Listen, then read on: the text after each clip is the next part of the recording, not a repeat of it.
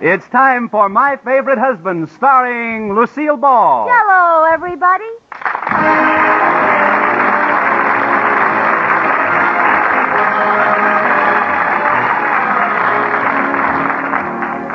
Yes, it's the Gay Family series starring Lucille Ball with Richard Denning, transcribed and brought to you by the Jell-O family of Red Letter Desserts. J-E-L-L. Oh, the big red letters stand for the Jell-O family. Oh, the big red letters stand for the Jell-O family. That's Jell-O. Yum, yum, yum. Jell-O pudding. Yum, yum, yum. Jell-O tapioca pudding. Yes-sirree. And now Lucille Ball with Richard Denning as Liz and George Cooper, two people who live together and like it.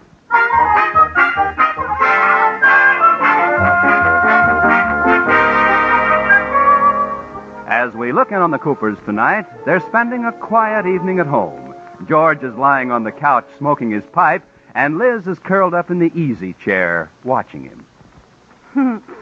George, you look like an Indian making smoke signals. Is that what you're doing? Ugh.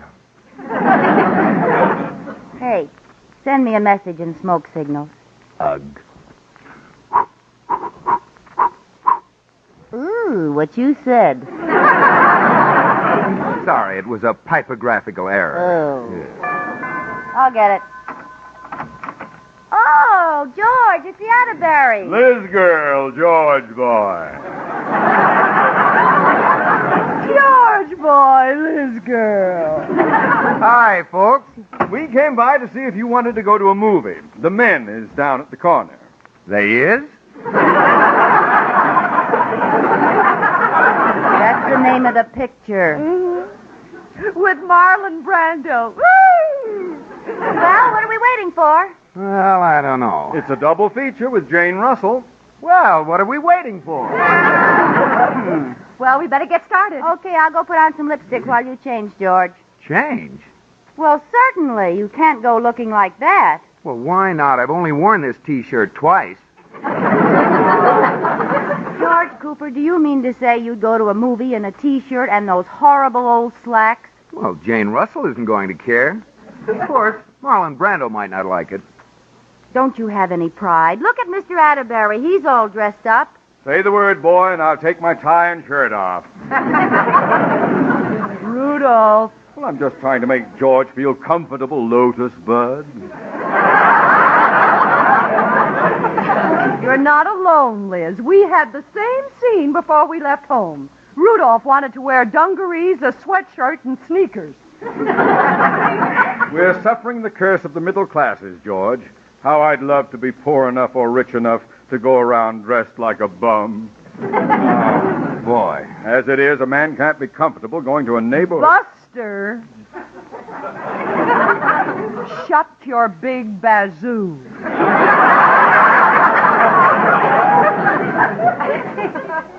Buster? Look, we're wasting valuable time. George, I'm not stepping out of this house with you in that outfit. Well, if we were going dancing, I'd say you had a point. But who's going to see me? I get in the car, drive down there, sit in a movie for 2 hours, get in the car, and drive home. And suppose we have an accident? Oh, my Aunt Fanny. Suppose we hit another car and you're knocked unconscious? How will that picture look on the front page of the newspaper? You stretched out in a T-shirt. Yeah, boy, she's right. Suppose they took you to the hospital. What self-respecting surgeon would operate on you in those clothes? I didn't think of that. The blood would clash with these green slacks. You're both terribly amusing. George, are you going to change your clothes or are we going to stay home? Sounds like she means business, boy. Yeah, I know that tone. Well, come along, Mr. Atterbury, and help me pick out something. I can't decide whether to wear my chartreuse velveteen or my pink taffeta. Oh, may I?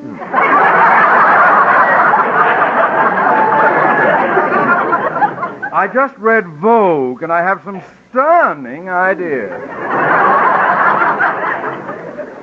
Have a cigar, Iris.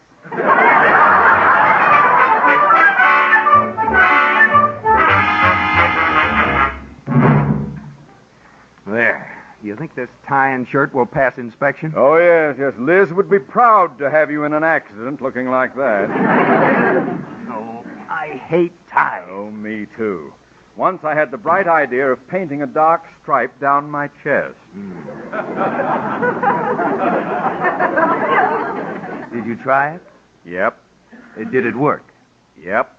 Too well. Too well. Iris put a stick pin in it.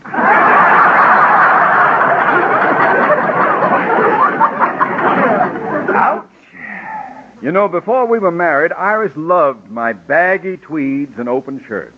Today I wear the same outfit, and I'm a sloppy crumb bum. Come on, crumb bum. The girls are waiting. Wait a minute, boy. I have an idea. They want us to be dandies. Let's be dandies. You mean... Sure, sure. We'll put on the fanciest clothes you've got. Let's give them a good dose of what they asked for. Hey, that's a wonderful idea. Wonderful, my foot. It's sheer genius. Let's look in your closet. We'll find something here. Yeah, let's... Oh, blue jeans, torn slacks, sweatshirts, old flannel bathrobe. Gad, what a wonderful wardrobe. Thanks. It's taken me a long time to collect it. Here, what's this?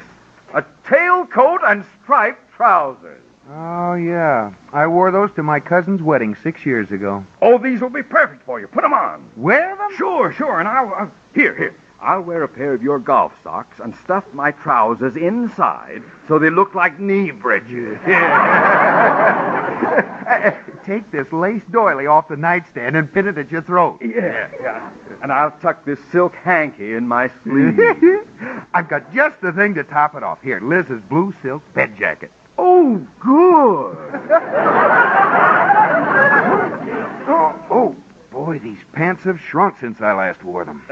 Funny thing about pants. Hang them in the closet for a few years and the waistline always shrinks. Well, I can fasten them if I hold my breath. There. Here we go. My arm, the Brummel. Charmed, Lord Chesterfield.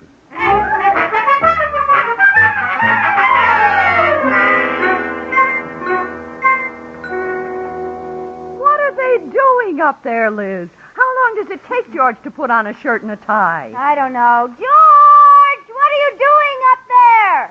We'll be right down, honey. I don't know what's taking so long. Maybe he's having trouble getting those old pants off without breaking them. He's really attached to those pants, isn't he? Well, sometimes I think it's vice versa.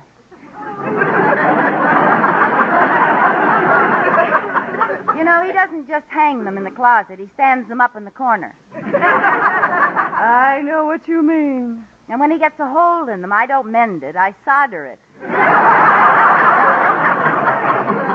Rudolph has an old leather jacket he's that way about. Okay, let's go to the movie. Well, it's about time. What in the world?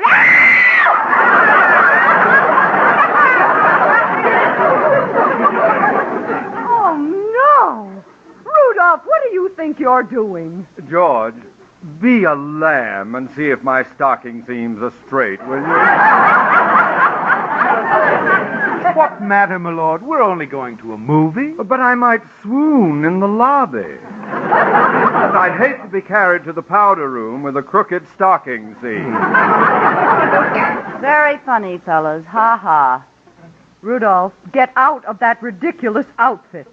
Now, we'll be late, George. Go up and get dressed. But I am dressed. Don't you see? With this morning coat and striped pants, if we get in an accident, I can be my own pallbearer.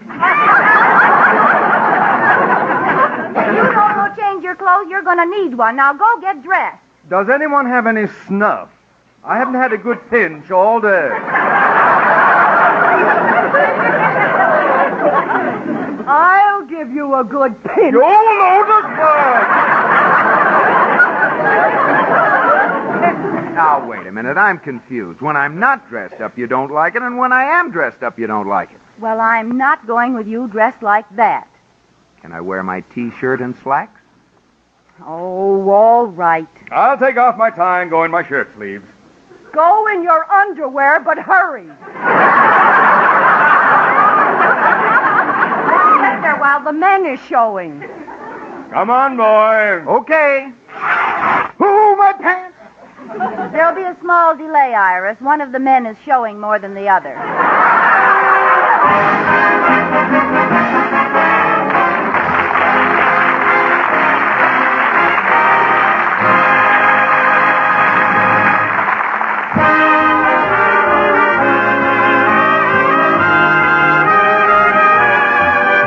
As we return to the Coopers, it is the next day, and we find Liz still smoldering over her defeat in the battle of the ties and tight collars. She's pacing up and down the living room, working out her frustration and trying a plan of revenge. Katie, the maid, comes to console her. Mrs. Cooper, relax. I hate men. Oh, you'll get over it. It's just too bad the other sex had to be men. I wish there was something else to marry. No, really. There must be something else for women to do besides wasting their time marrying men. I tried collecting butterflies once, but it wasn't as much fun.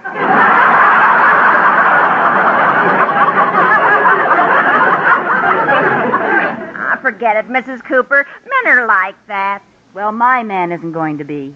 If I could only get rid of all of his old clothes and get him to start fresh, Get rid of his old clothes. Hey! Come on, Katie. I'm going to make someone very happy. Who, Mr. Cooper? No, the old clothes man. I'm going to take all of George's old clothes and give them away.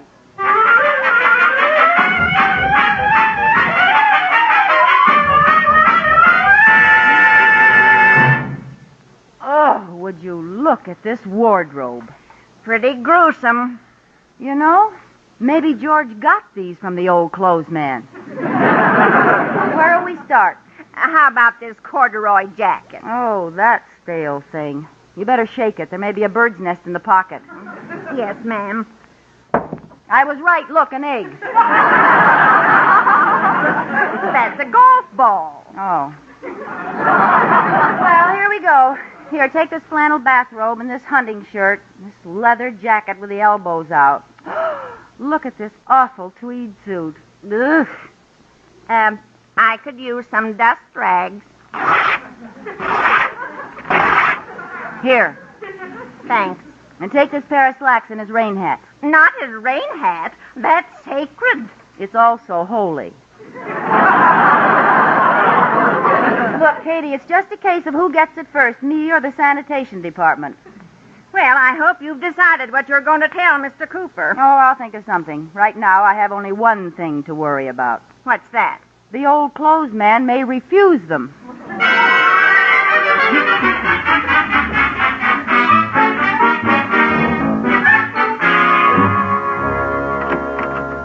Busy, Mr. Atterbury? No, come in, George boy. I was just warmly remembering the great victory we won last night. Yeah, I think we taught them their lesson. Yeah, I think so.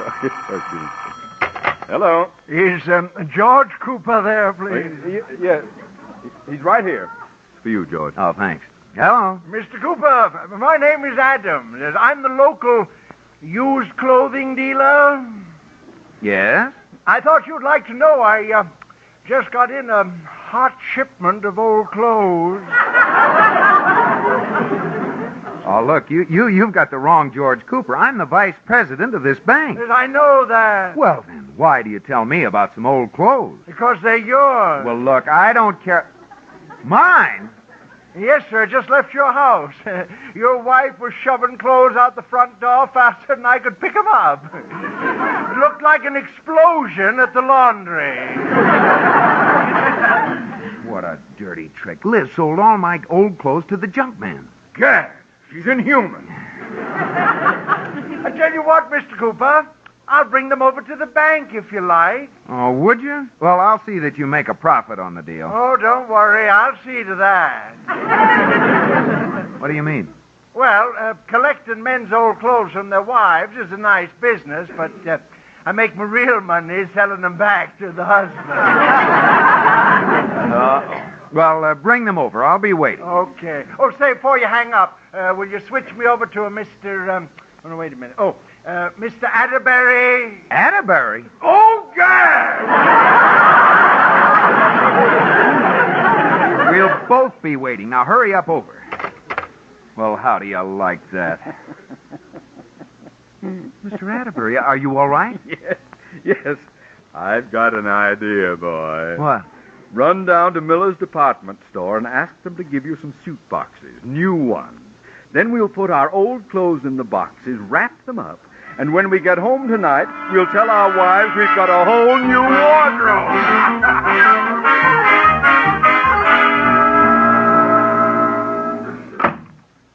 You, honey, I'm home. Oh, hi, George. How's my little husband tonight? Ooh, what's in all those boxes? It's sort of a surprise. Miller's department store. George, you bought some new clothes. Yeah, I bought them all right. Well, it's a lucky thing because I have something awful to tell you about your old clothes. You have? Yes, George, I got to feeling guilty about last night. After all, if you want to wear old clothes, I should let you. Yes. Well, I took all your old clothes out and started to clean them for you. Oh? Well, you know how easily that cleaning fluid catches fire. Yes. Well, Go on.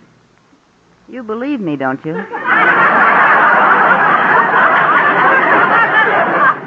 Oh, yes. Well, then I'll go on. Where was I? You know how easily that cleaning fluid catches fire. Oh, yes. Well, I was too near the stove, and a spark got on them, and all your clothes burst into flames. My goodness. All that was left was a few little ashes. Dirty ashes. Are you mad at me, George? Oh, not at all, dear.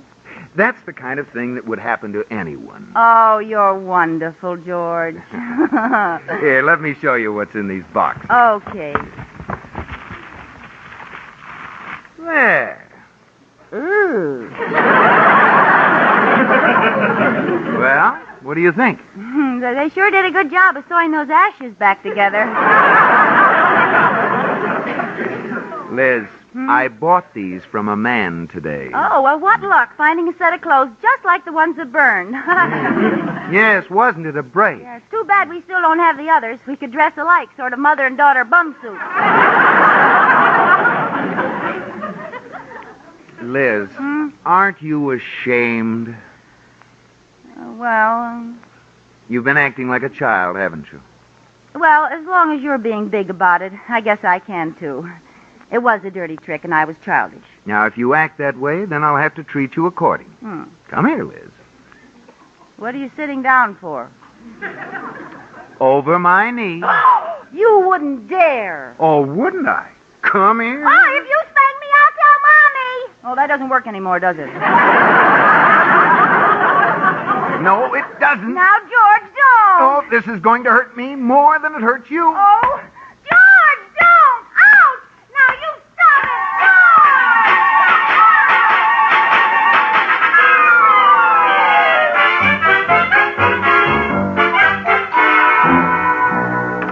Oh, George, wait till you hear this.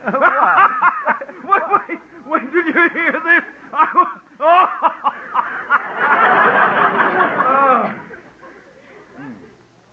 I'm waiting. Oh, I haven't told you yet. Oh. Well, Iris and Liz will die. The Retail Merchants Association has chosen the best-dressed men in town.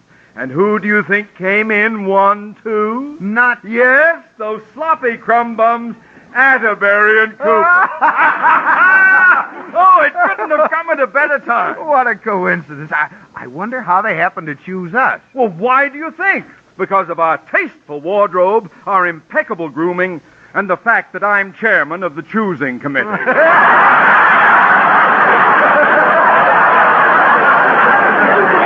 Oh, wait till I tell Liz. Oh, you're not going to. It'll be in the papers tomorrow. Oh, I can't wait till tomorrow. Well, you won't have to. They're going to take pictures of us with our wives on the City Hall steps at 5 o'clock. We'll have the girls there to meet us. Okay. Now, you call Liz and I'll call Iris, but don't tell them what it's for. Just let them think we're taking them to dinner and ask them to meet us in front of the city hall. Okay. Well, as long as pictures are going to be taken, we can give the girls a little break. Tell them to look their best. All right. We can be that nice to them. I'll call right away. Yeah.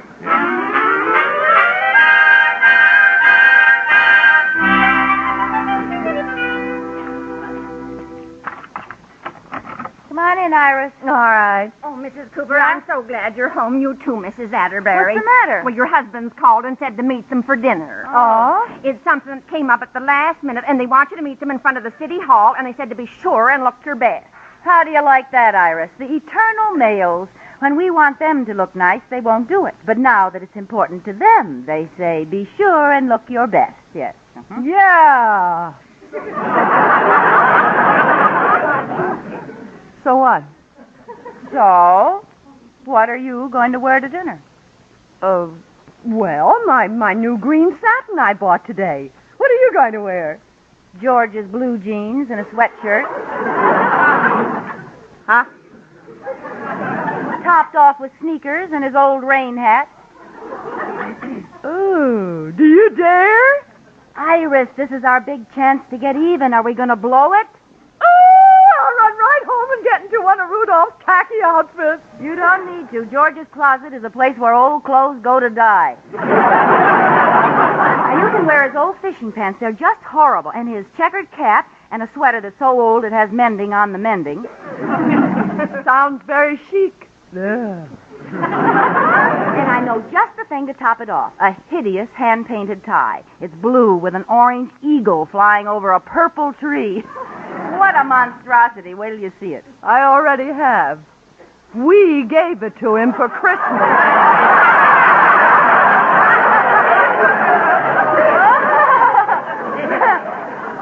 Well, let's get dressed, shall we?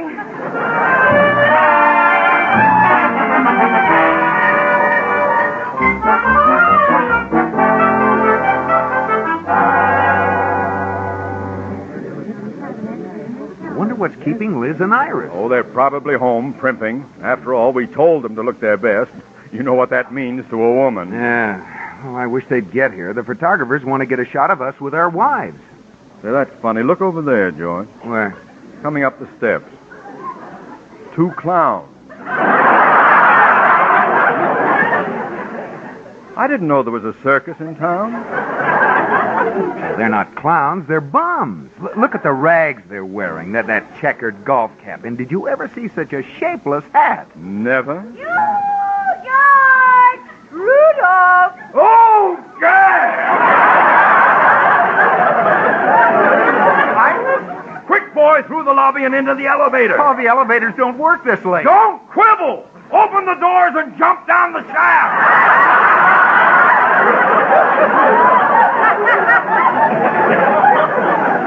Sorry we're late, fellas. We wanted to look just right. Pretend you don't know them, George. Here, my good man, here's a quarter for a cup of coffee. Now scram. Where are we going to eat dinner, George? Oh, it's no use. What's the meaning of this, Liz? Meaning of what? We're just being casual. Yeah. Hey, look, Mr. Atterbury, how long do we have to wait? Ow! You stepped on my foot. Oh, I beg your pardon, mister. Now, just a minute. When are your wives going to show up? Well, They're not here yet. They should be here soon. What do you mean? I'm Mrs. Cooper. And I'm Mrs. Atterbury. Well, I'll take the picture anyway. Maybe the editor can put it on a comic page. The editor. Yes, editor. For your information, Mr. Atterbury and I have been chosen as the 2 best-dressed men in town. I don't believe it. I don't either. Oh, it's true. And I got to get their pictures with their wives for the morning paper. Oh. Okay, everybody, a big smile Don't now. you dare take that picture. We'll go home and change our clothes. Yeah, you can get a picture later. You up there with that big camera. Don't you take any pictures for your paper either. Oh, he's not with the paper. Well, then what's he doing? Time not to take our picture. It's a little late, Liz. Yeah. You've been on television for the last 10 minutes. Oh, no!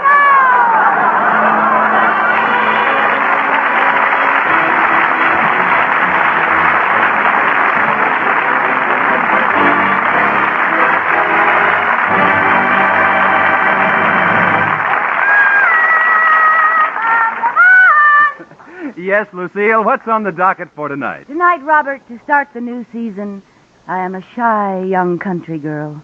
A beautiful little flower visiting the city for the first time. And I'm the city slicker? Right. Take it away, Wilbur.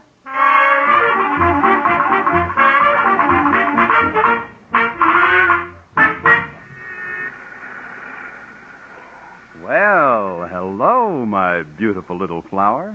Hello there.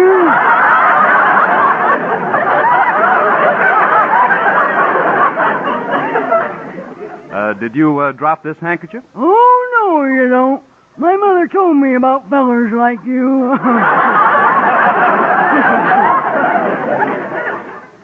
She did. Yep. Why do you think I dropped my handkerchief? I want to talk to you about Jell-O. Oh, you're going to sweet talk me, huh?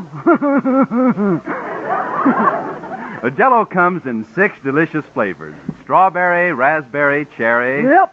Orange, lemon. No. Yes, and lime. Well, that's enough talking. Kiss me.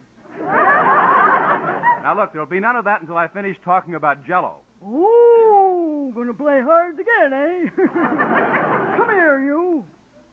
Put me down. Oh, shucks. There. Now, where was I? Up here.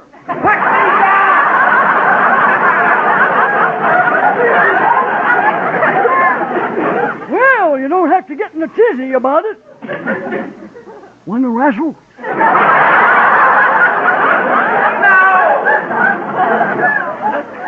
Now, may I finish? Proceed. Jell-O makes you think of the real ripe fruit itself. No. Yes. Itself. Yes. So look for the big red letters on the box. J-E-L-L-O. Why? What does that spell? I don't know.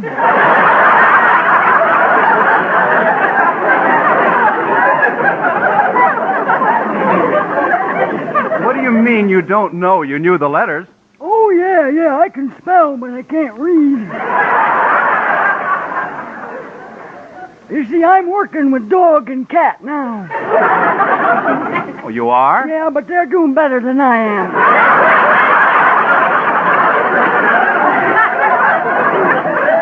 Well, when you learn to read, you'll find that Jell-O is wonderful. It is? Because the flavor is locked in by a special process. It is. Yes, and it can't get out till your first delicious spoonful. I didn't know that. Nobody ever told me. Now, how about that kiss? Oh, no. Jell-O sounds better to me now. Good night, Bob.